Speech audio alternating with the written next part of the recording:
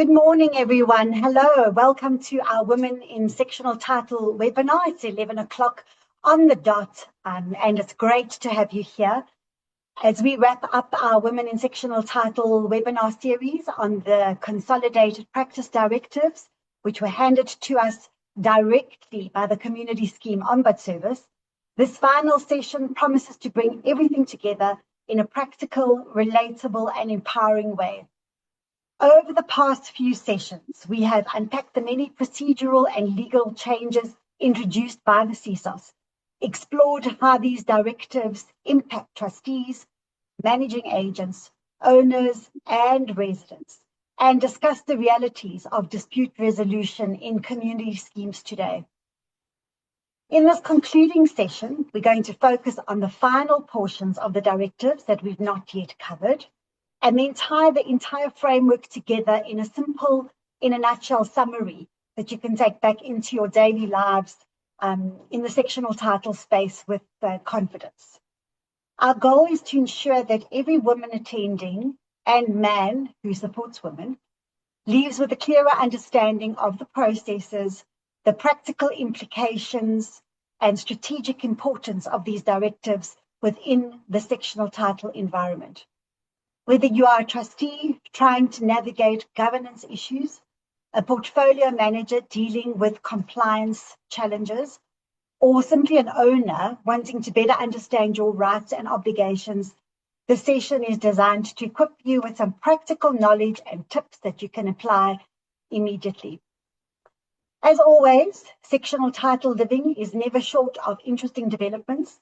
In addition to the summary of our directives, we'll also start with a juicy discussion about a recent High Court judgment dealing with a WhatsApp group in a scheme, in a complex, a topic that is incredibly relevant in today's world where communication platforms often become battlegrounds for conflict, gossip, governance disputes, and neighbor tensions.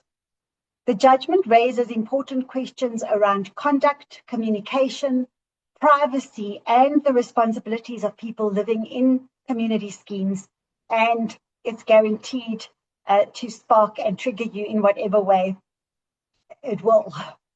We also spend time looking at what appears to be a top of mind for CSOS, the Community Schemes Ombud Service at present, the trends, recurring issues, and practical concerns emerging within the industry. Understanding these patterns will give us valuable insight into where sectional title governance may be heading and what schemes should proactively be preparing for. More importantly, or most importantly, this session is about bringing us together as a community of knowledgeable and empowered women in our industry who continue to learn, lead, and support one another in a space that is constantly evolving. To our fabulous and loyal supporters, we connect you, a proudly South African company specializing in developing software solutions for the property management industry. They're committed to develop superior solutions, enable seamless take-on processes, and they provide dedicated training services. Compliance, manageability, scalability, and profitability are at the core of their foundations and at the core of their solutions. We appreciate your loyalty and input, all the guys from We Connect You. ASI Best Sure as well offers sectional title insurance with tailored risk management and insurance solutions.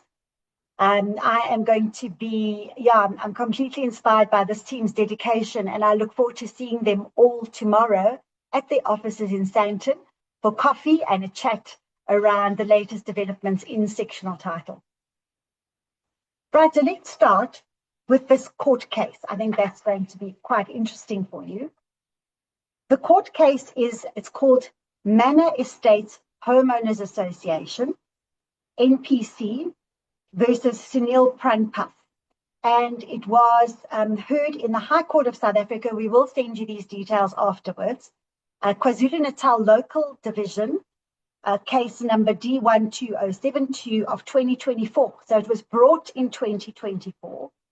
But this judgment actually came out and was published now a month ago at the beginning of May 2026. So what's it all about? The court considered an opposed application for a final interdict brought by the Manor Estates Homeowners Association and its representatives against Sunil Pranpa. The applicant sought an order restraining the respondent from publishing defamatory statements on social media platforms and in public forums, alleging that the association and its board members were corrupt, dishonest, unethical, and operating unlawfully.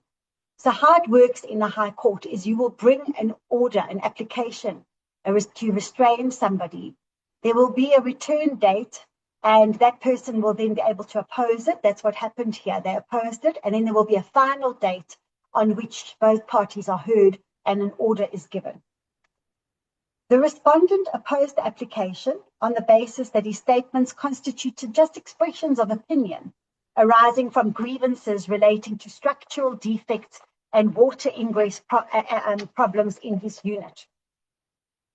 The court found that the respondent had published numerous defamatory statements on WhatsApp and other public platforms referring to the directors of this homeowners association as crooks, snakes, and a dishonest bunch, and suggesting that the estate was being unlawfully managed.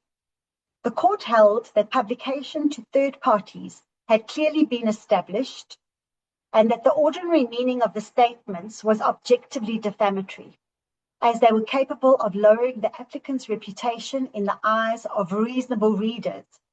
The court rejected the respondent's contention that the WhatsApp messages were private or confidential communications and held that his financial frustrations regarding defects in his unit did not justify defamatory conduct. So this is really great for you as portfolio managers to put out to your trustees and owners, because these WhatsApp groups have become increasingly aggressive. I use two examples now in a WhatsApp group where a man was addressing a woman in quite a defamatory way. She was the estate manager, and a couple of the things he would say would be, "You are just the caretaker. Do you understand?" Question mark, question mark, question mark. Things like that. I mean, that's just not on. And we're seeing that more and more. And that's got to be nipped in the bud. So the court then further distinguished between newspaper articles in which the respondent merely complained about defects in his unit, which the court found were not defamatory. The court held that these statements were intentionally calculated to tarnish the reputation of the association, but that there was a failure to provide evidence which supported their investigations. The constitutional right to freedom the judge held in an aside does not extend to the unlawful infringement of another party's dignity and reputation. So the court did grant a final interdict restraining the respondent from making further defamatory statements or harassing the applicants, and actually ordered him to pay costs on the attorney and client scale. So that is quite interesting because that's a very high scale. That's the scale that the attorney actually charges the client. So that's almost like a punitive charge. So yeah, alert everybody out there that they're not allowed to say what they want on these WhatsApp groups. Then I'd like to tell you what's going on at CSOS at the moment. And top of mind for CSOS looks like fraud, corruption, and non-compliance. So CSOS have a fraud hotline, and we've put the number up onto the site here. The hotline number is 087 2889 684. This also pertains to you as trustees and managing agents, portfolio managers. If you feel that there's anything where there's collusion or where you feel something is not quite right, please feel free. We need to become whistleblowers, and that's across the country on every level.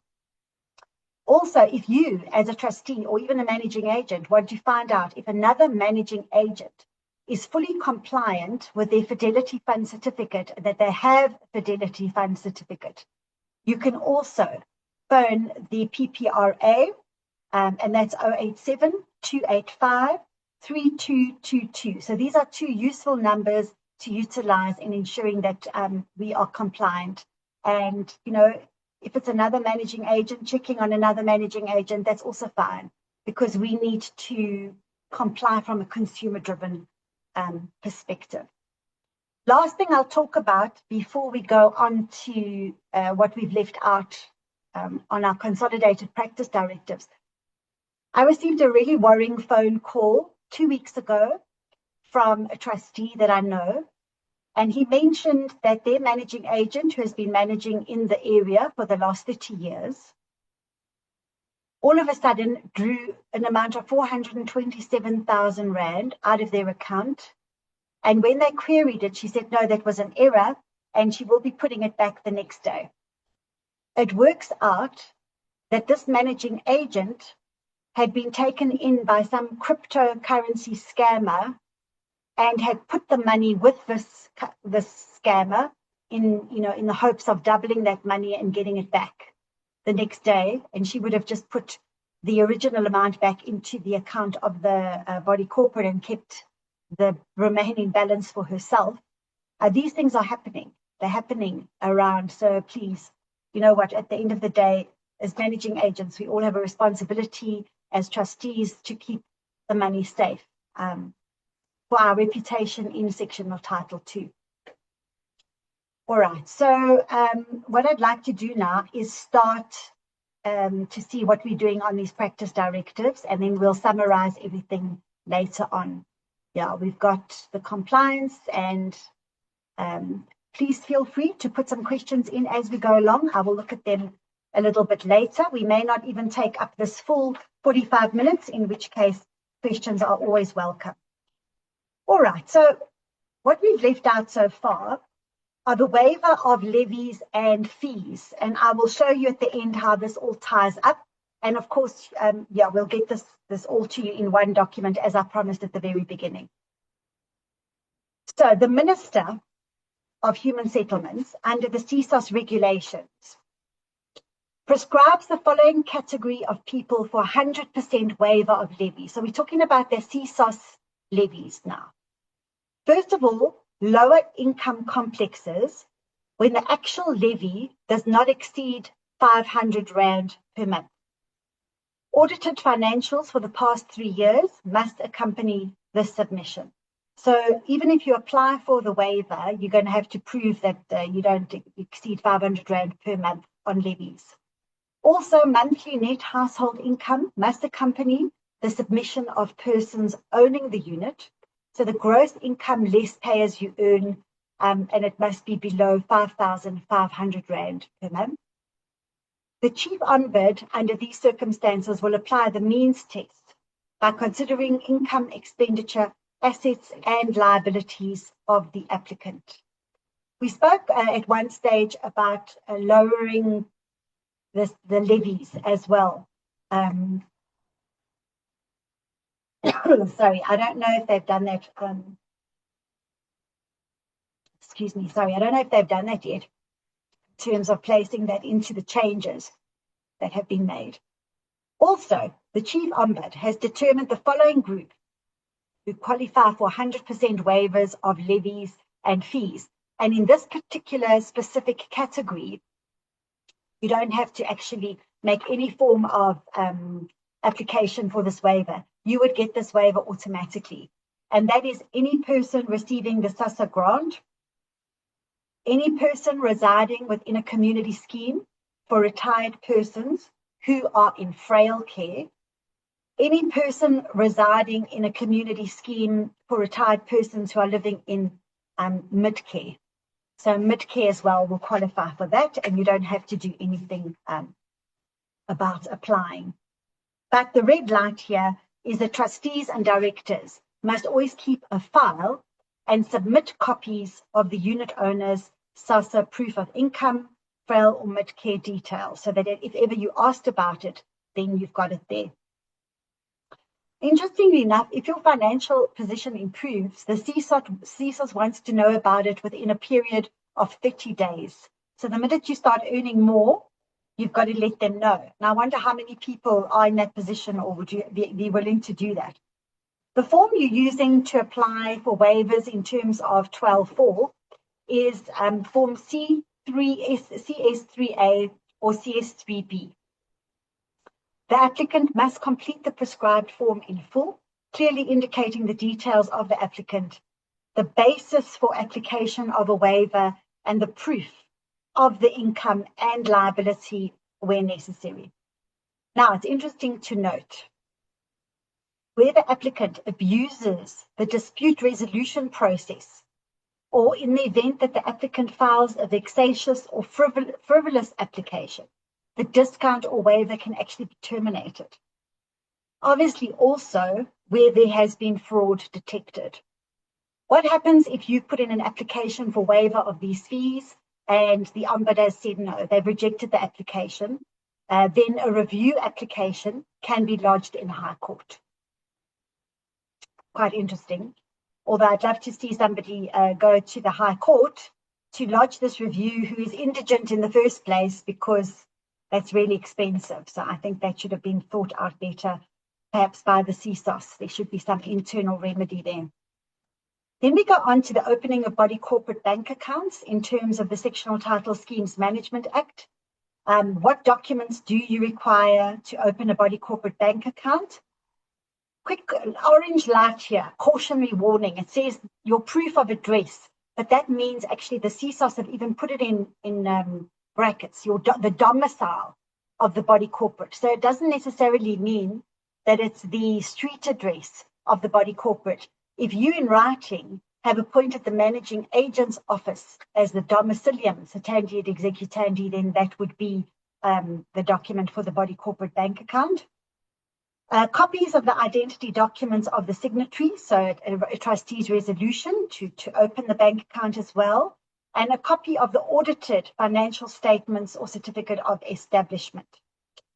We all know, or I hope that we all know, that in terms of Section 3 of the Sectional Title Schemes Management Act, the trustees must open and operate a bank account with any bank or financial institution registered in terms of the Banks Act. So what does that mean? It means that any one of the banks that is familiar to the Banking Council, you can open up with. You can't place money in any other kind of account or investment plan. Some of the banks do have their own investment plans, and I know of a body corporate in Umhlanga Rocks where they've made a huge amount of money actually by investing in one of the big banks' investment portfolios. So that is all in order, but you can't put money anywhere else. The management rules go further to state that the trustees must ensure that all monies received by the body corporate are deposited into an interest-bearing account in the name of the body corporate, or a trust account opened in terms of either the Property Practitioners Act or the Legal Practice Act. Green light here, a managing agent may operate a centralized trust account into which individual members of each managed scheme deposit their levy and other contributions. That always used to be a contentious question. And this is directly from the horse's mouth, from CSOS, that is the way to go. And a lot of the larger managing agents do this. I would love some input from you on what you think of that. Is it a no-no still? Do you feel that everybody corporate should have their own account? I think that would be quite interesting to hear. Right, then we go on to the submission of annual returns. In terms of Section 59B1 of the CSOS Act and the regulations, community schemes must file their annual returns to CSOS within 4 months at the end of the community scheme's financial year. And we need to understand what documents have to go with those annual returns. So the annual returns are a corporate governance checkup, honestly speaking. And if you see what's needed, I mean, it's pretty comprehensive. And I often think about the admin that goes on with portfolio managers. I really don't believe that people have an inkling about what goes into being a portfolio manager. The more I give these webinars, the more I look at what has to be done by managing agents, the more I take my hat off to you guys, because the admin burden is real. So what documents must go with the annual returns? Your prescribed Form C2 signed by the developer or 2 trustees, directors or 1 trustee, or a director and the managing agent, and signed off financial statements by 2 trustees or directors, or by 1 trustee and 1 director and the managing agent. Already, we're just getting, let me just have a look here. Sorry, I'm seeing here Edna and Sharon feel quite strongly that it's a no-no. That body corporate should have their own bank account. And I see what she says here, that the managing agent, portfolio manager, will say, no, the POPI Act applies if he's requested information on the bank accounts because you've got that one trust account. Something I haven't thought about. Interesting. Thank you, Sharon. So what else do you need with your annual returns? Your draft AGM minutes, approved resolutions, the approved levy schedule. Together with the annual return, the following scheme governance documentation must be submitted. Your management and conduct rules, your MOI if you're in another scheme, in a HOA, sectional title plan, audited financials, we've said AGM minutes, details of trustees and directors, maintenance, repair and replacement plan and schedule, judgments against the scheme. So that's something you may not know. The CSOS say that if there have been judgments taken against the scheme, they must go with the annual return. Not sure if anyone knew that. The CSOS will then peruse the community scheme returns and conduct quality assurance on all that documentation. So your green light here is that a Section 59B1 compliance certificate will be issued once all of this is given. And such a certificate will be valid for 3 years. Non-compliance can mean a fine that would be set out in the regulations. Okay, caution here. There are essentially 2 returns systems happening in sectional title that any portfolio manager and owners or trustees will be aware of. The one deals with the CSOS annual returns, which we have outlined above. The other deals with the SARS tax returns. I want to talk about the SARS tax returns quickly because it's something that has come up for us now, as we speak. There are debates going on about this. Separately, the body corporate is a legal entity for tax purposes and therefore interacts with SARS.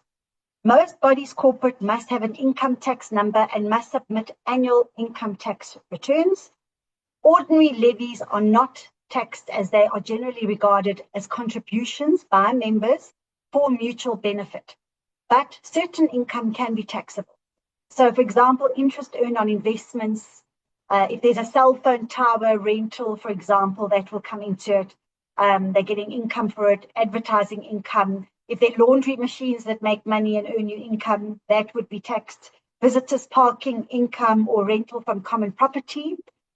So in summary, a CSOS annual returns are due within 4 months of financial year end, and the SARS tax return is due during the SARS company tax filing period. So I just wanted to distinguish between those 2. What is topical and interesting is that now we're talking about the SARS tax return. All schemes are now required to disclose beneficial ownership information as part of their annual tax submissions. This includes, but is not limited to, the identification details and tax reference numbers of any 20 members of the scheme. So I've had a lot of queries from our managing agent clients about this. I mean, 20 members, you need their tax numbers and their IDs. You might have 5 or 8 trustees. Okay, maybe, you've been getting away with that in the past. In fact, some of my bodies corporate, when they put in that annual SARS, if the auditors do it or the portfolio manager does it, it's only the chairman's name and tax number that goes in there. So now we've been liaising with SARS through the National Association of Managing Agents. And in fact, Lisby from the association has been dealing with a chap by the name of Dries van Niekerk at SARS, who has telephonically advised us that yes, for sectional title, you need 20 names, tax numbers, and ID numbers. of trustees and any owner, doesn't matter which, must be 20 of any owner. So we've put something in writing to Dries saying the following. Thank you for your call and for providing information regarding SARS requirements for the sectional title industry. As discussed, please provide clarity on the following questions for our managing agent members who manage the body corporates of sectional title schemes. This letter was sent on the 26th of May. What is the reasoning for SARS for this registration? Please reference the SARS documents that have relevance to this requirement. The 20 members of the scheme need to give their information. How does the sectional title industry fall within the Companies Act? Can it be any 20 members or does it need to include trustees? What is required of the owner to be registered with SARS as a beneficial owner? Can the managing agents upload the information on behalf of the owners? Do the public officers registration have a relation with the registration of beneficial owners, the information officers, and public officers? Public officers, So, we've asked for this. We haven't had a response yet. So I will let you know as to what to do about that. Okay. Then we're going on to the protection of personal information. We're going back to the Consolidated Practice Directives now to let you know what CSOS says. It's always been a slightly garbled message from my side with this protection of personal information. So let's try and clear things up. So many times we receive queries from managing agents asking whether or not they're obliged to hand out personal information to demanding owners.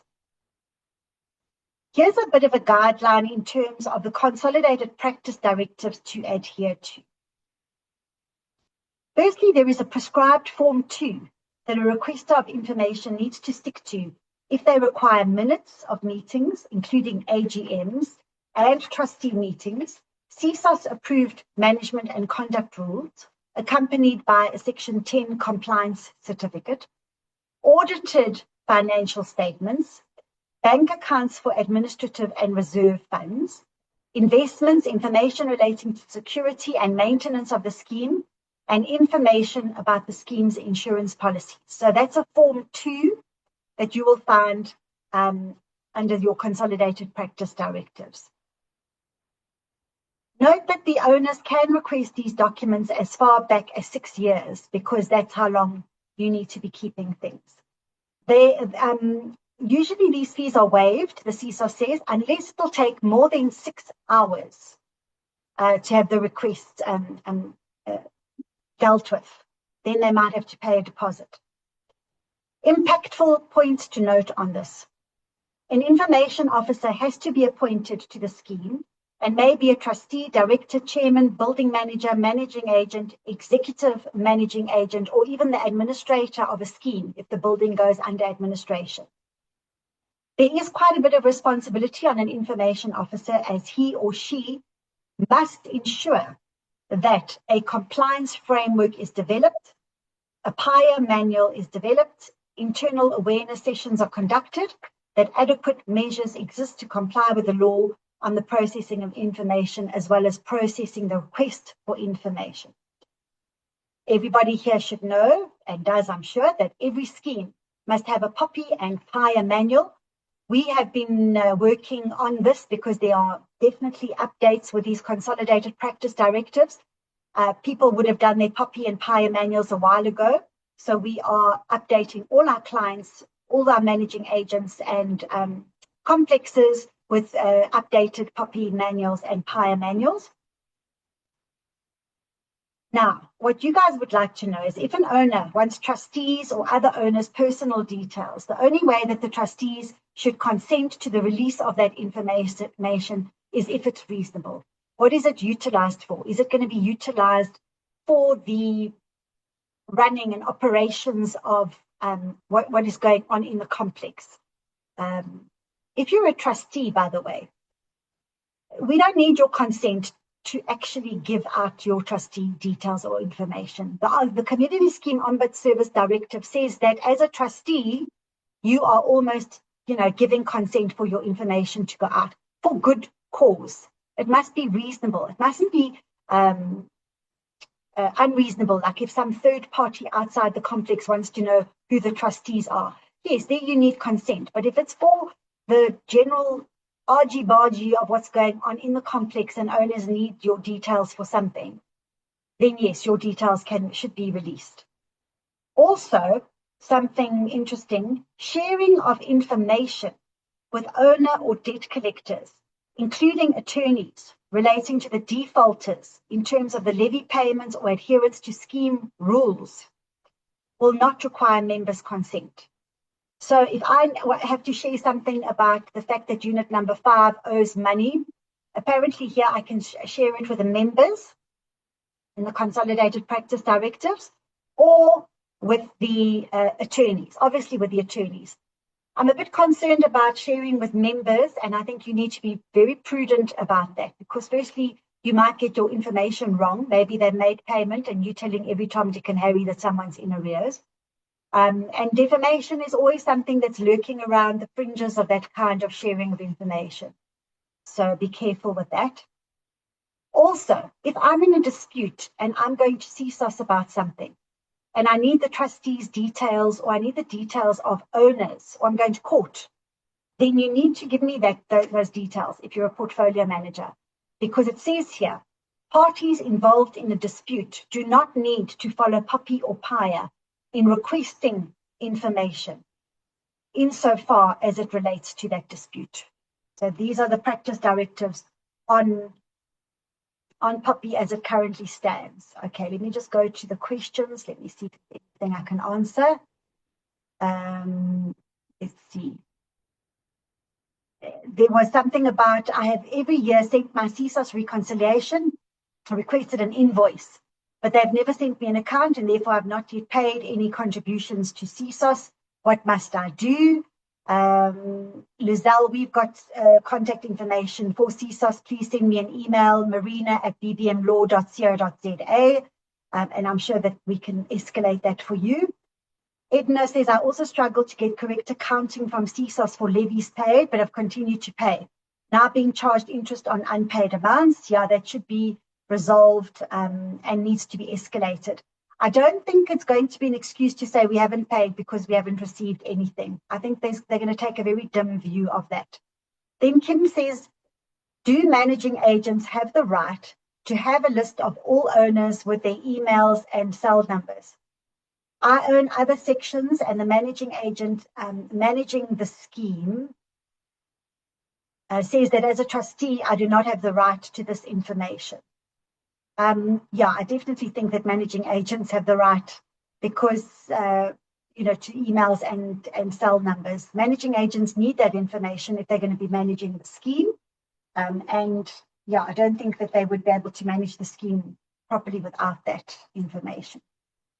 Sorry, do you have the right to all information? The managing agent says, as a trustee, I do not have the rights to other section owners' emails and cell numbers. Yeah, I think that's incorrect. I think that as a trustee, you do have the right to look at that kind of information. And I think that it's very easy to say, Poppy. No, you're not like this, it's Poppy. You're not like that, it's Poppy.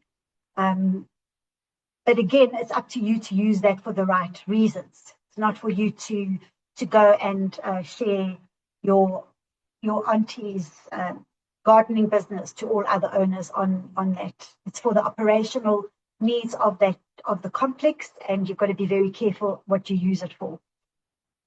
Regarding the Poppy Act, Carmen says, we receive a monthly debtors list with some long outstanding amounts.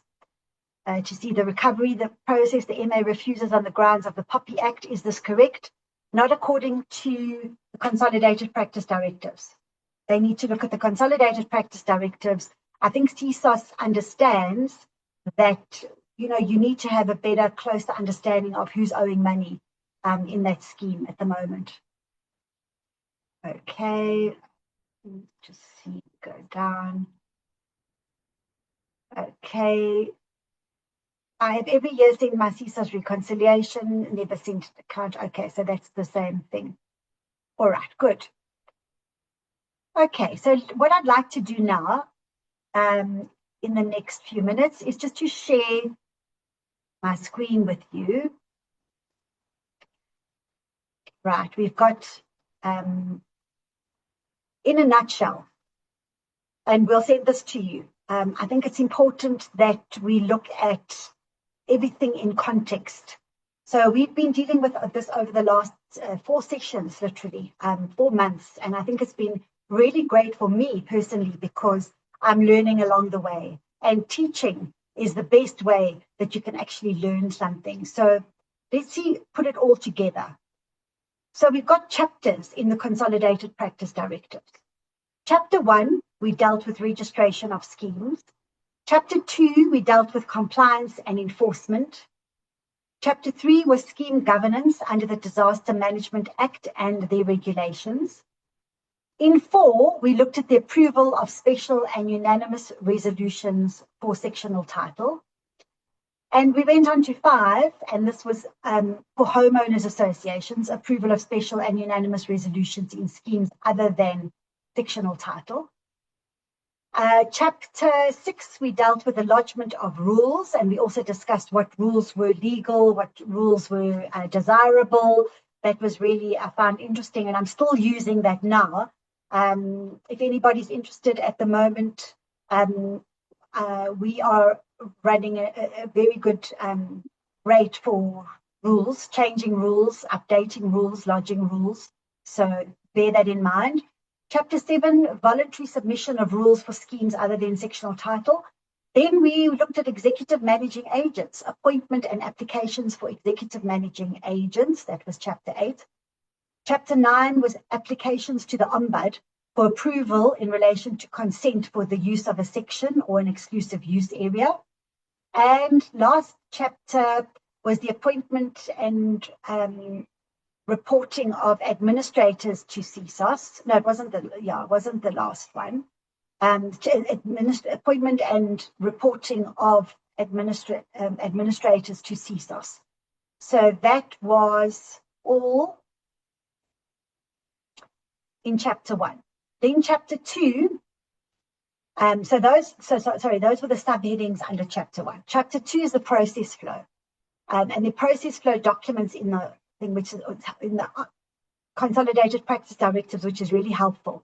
Lodgement of scheme rules, how to do it, submission of special or unanimous resolution, submission of application for approval in terms of section 3.2, which is consent use, change of use of a section or EUA, compliance and enforcement, waiver application process, what we've just discussed now, and administration scheme process, placing a building then under administration. Chapter 3, we dealt with payment, collection of CSOS levies and submission of annual return. The payment and collection of the levies, the waiver, that's what we've done now, of fees and levies, opening a bank account, this is where that sits, and the submission of annual return. Chapter 4, also interesting, dispute resolution. And chapter 5, what we've done now is the protection of personal information and the access of personal information. And then chapter 6, all in that big, thick document, the Consolidated Practice Directives, we sit with the annexures as well. So the Annexure A was a list of supporting documents for the registration of a scheme. B, the undesirable rules in sectional title. C, the undesirable rules for schemes other than sectional title. D, application, sorry, that should read for sectional title, not CSOS. D, application for consent in terms of section 13.2 of the Sectional Title Schemes Management Act. E is electronic payments, that tells you exactly which banks to do, how to pay on each bank. And 5, supporting documents for annual returns. There's a whole list, we've gone through them today with you.